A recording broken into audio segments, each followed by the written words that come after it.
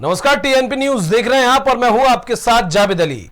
बीते दिनों पटना में हुई महाबैठक में 15 दलों के राजनीतिक दल एकजुट हुए। एक मंच पर आकर सभी नेताओं ने बीजेपी को सत्ता से बाहर करने की योजना पर रणनीति तैयार की। इस बैठक में 6 राज्यों के मुख्यमंत्री भी शामिल हुए थे। बैठक में शामिल सभी नेताओं का कहना है कि इस महामिलन का मकसद बीजेपी और मोदी को सत्ता से हटाना है, जिसके लिए वो एकजुट हुए हैं। बैठक के बाद अब अगली मीटिंग शिमला में बुलाई गई है, जिसमें आगे की रणनीति पर काम किया जाएगा। रिपोर्ट में देखिए।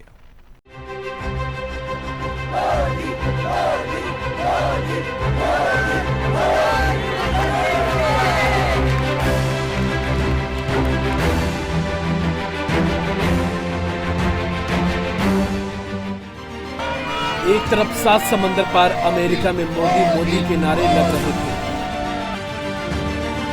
दूसरी ओर हजारों किलोमीटर दूर बिहार में मोदी के खिलाफ महाबैठक जारी है।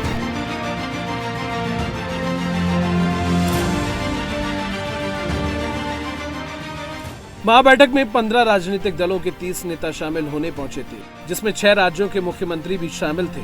दिल्ली के सीएम अरविंद केजरीवाल, बंगाल की मुख्यमंत्री ममता बनर्जी, पंजाब के सीएम भगवंत मान समेत कई राज्यों के मुख्यमंत्री और अन्य नेता भी शामिल थे।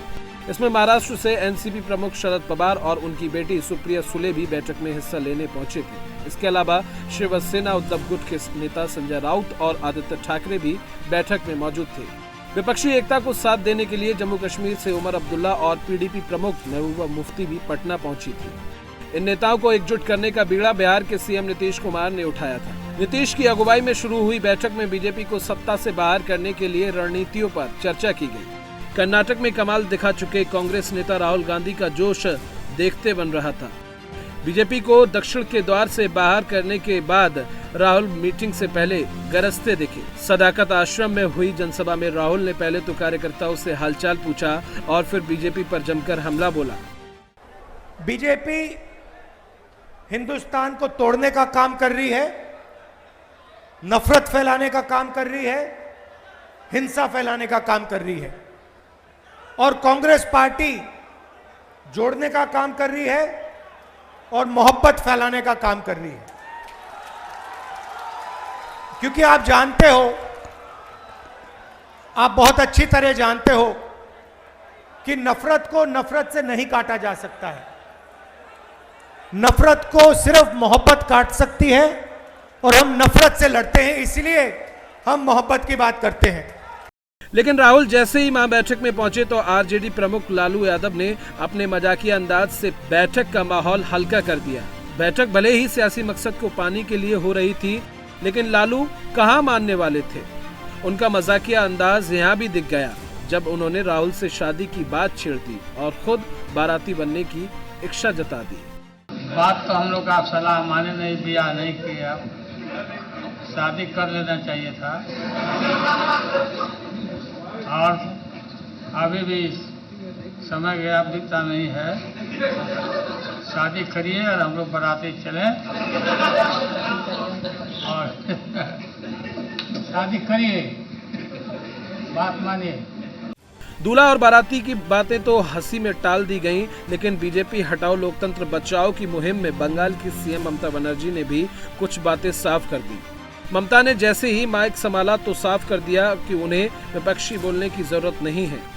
ममता ने कहा, हम सब एक हैं और साथ में लड़ने को तैयार हैं, क्योंकि बीजेपी इतिहास बदलना चाहती है और हम इतिहास बचाना चाहते हैं। हमको अपोजिशन मत बोलो, हम लोग भी देश का सिटीजन है, हम लोग भी पैट्रियोटिक है, हम भी देशप्रेमिक है, हम भी भारत माता कहते हैं। मणिपुर जलने से हमारा भी आग जलते हैं। जो मर्जी करते हैं, जो अगर कोई कुछ बोलते हैं तो उसको खिलाफ में ईडी लगा देता है, सीबीआई लगा देता है।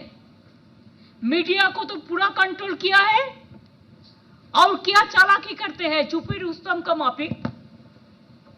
बहुत सारे लॉयर को कोर्ट में भेजकर कोई ना कोई केस कर हम लोग को खिलाफ में कोई ना कोई सीबीआई होता है, नहीं तो ईडी होता है। लेकिन इन सब में एक चेहरा ऐसा भी था जो मीटिंग से ज्यादा खुश नहीं था। दिल्ली के सीएम अरविंद केजरीवाल केंद्र के ऑर्डिनेंस के खिलाफ इस बैठक में हिस्सा लेने पहुंचे थे, लेकिन कांग्रेस द्वारा उनका समर्थन न किए जाने के कारण केजरीवाल थोड़ा नाराज दिखाई दिए।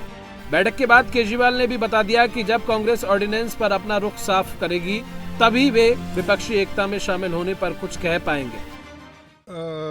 वो खुद ये भी जानते हैं ऑर्डिनेंस बाहर नहीं अपोज करना या प्रपोज करना बाहर नहीं होता, ये कहाँ होता है? पार्लियामेंट में होता है। जब पार्लियामेंट शुरू हो जाएगी या उससे पहले सभी पार्टी के लोग मिलके जो हमेशा तय करते हैं एजेंडा, किन किन बातों पे हम मिलके काम करना, किन बातों को छोड़ना, ये सारी चीज़ें शायद उनको मालूम है। तो सारे वो और उनके पार्टी के नेता भी हमारे ऑल पार्टी मीटिंग में आते हैं। आम आदमी पार्टी के इस रुख के बाद बीजेपी को एक बार फिर विपक्षी एकता पर निशाना साधने का मौका मिल गया और बीजेपी ने विपक्षी एकता पर जमकर हमला बोला। पटना में एक फोटो सेशन चल रहा है, सारे विपक्ष के नेता एक मंच पर इकट्ठा हो रहे हैं और संदेश देना चाहते हैं कि हम भारतीय जनता पार्टी को, एनडीए को और मोदी जी को चैलेंज करेंगे। मैं सारे विपक्ष के नेताओं को एक कहना चाहता हूं, कितने भी हाथ मिला लो, आपकी एकता कभी संभव नहीं है और हो भी गई तो कितने भी इकट्ठा होकर जनता के सामने आ जाइए। 2024 में 300 से ज्यादा सीटों के साथ नरेंद्र मोदी जी का प्रधानमंत्री बनना तय। हालांकि ये पहली बार नहीं है जब विपक्ष एकजुट होकर मोदी और बीजेपी को हराने के लिए साथ आया है। आने वाले लोकसभा चुनाव से पहले भी कई बार विपक्ष साथ आया था, लेकिन कुछ राज्यों को छोड़ दें तो हर बार विपक्षी एकता मोदी के सामने ताश के पत्तों की तरह ढेर हो गई थी। 2014 में मोदी सरकार के आने के बाद पहली बार बिहार में विपक्षी एकजुट नजर आए। जब आरजेडी और जेडीयू एक साथ आए, इस एकता में कांग्रेस ने भी साथ दिया। 2015 के इस साल में महागठबंधन को बड़ी जीत मिली। ये पहली बार था जब मोदी सरकार के बाद विपक्षी एकता जीती थी। 2017 यूपी विधानसभा चुनाव में सपा ने कांग्रेस के साथ गठबंधन में चुनाव लड़ा था, लेकिन बुरी तरह हार का मुंह देखना पड़ा था। इसके बाद 2019 के लोकसभा चुनाव में भी दो कट्टर दुश्मन कहे जाने वाले राजनीतिक दल यानी सपा और बसपा ने यूपी में हाथ मिलाया, लेकिन दोनों की एकता बीजेपी को रत्ती भर भी नुकसान नहीं पहुंचा पाई। नतीजा साफ, केवल 5 और बसपा महज 10 सीटों में ही सिमट कर रह गई। 2017 और 2019 में झटके के बाद 2022 में एक बार फिर यूपी में बीजेपी को हराने के लिए गठबंधन हुआ। इस बार विधानसभा चुनाव में समाजवादी पार्टी ने जयंत चौधरी की, आरएलडी ओम प्रकाश राजभर की सोहेल देव, भारतीय समाज पार्टी और अन्य के साथ मिलकर चुनाव लड़ा। गठबंधन तो नया रहा, लेकिन नतीजा पिछली बार से अलग नहीं रहा। बीजेपी ने एक बार फिर से जीतकर सरकार बनाई। बिहार की सफलता से उत्साहित होकर पड़ोसी राज्य झारखंड में भी 2019 में महागठबंधन प्रयोग हुआ। विधानसभा चुनाव में शिबू सोरेन की झारखंड मुक्ति मोर्चा, कांग्रेस और आरजेडी ने साथ मिलकर चुनाव लड़ा। बिहार की तरह ही झारखंड में भी महागठबंधन फैक्टर सफल रहा और बीजेपी की हार हुई।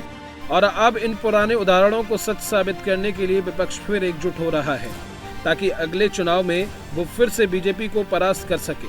Bureau report, TNP news.